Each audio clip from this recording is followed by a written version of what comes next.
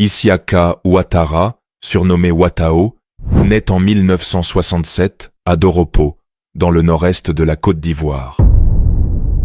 Ancien judoka de haut niveau, il intègre l'armée ivoirienne à la fin des années 1980. En 1990, il se fait connaître lors d'une mutinerie de jeunes soldats. Il rejoint ensuite la garde rapprochée du général Robert Guéhi, après le coup d'État de 1999. Proche d'Ibrahim Koulibaly, dit IB, Ouattao est accusé en 2000 de vouloir renverser Guéhi au profit d'Alassane Ouattara.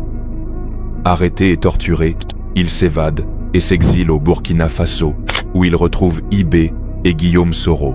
En 2002, il participe activement à la tentative de coup d'État du 19 septembre, qui marque le début de la rébellion des forces nouvelles contre le président Laurent Gbagbo.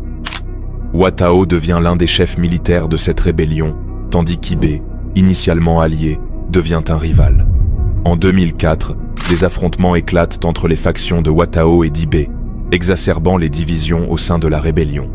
En 2011, lors de la crise post-électorale, IB mène le commando invisible à Abobo contre les forces de Gbagbo. Cependant, considéré comme une menace par le nouveau pouvoir, il est tué par les forces républicaines de Côte d'Ivoire le 27 avril 2011. Après la chute de Gbagbo, Ouattao est intégré dans l'armée régulière, occupant des postes clés, notamment celui de commandant en second de la garde républicaine. Il conserve une influence significative. Souffrant de diabète, Ouattao est évacué aux États-Unis en décembre 2019, où il décède le 5 janvier 2020 à New York.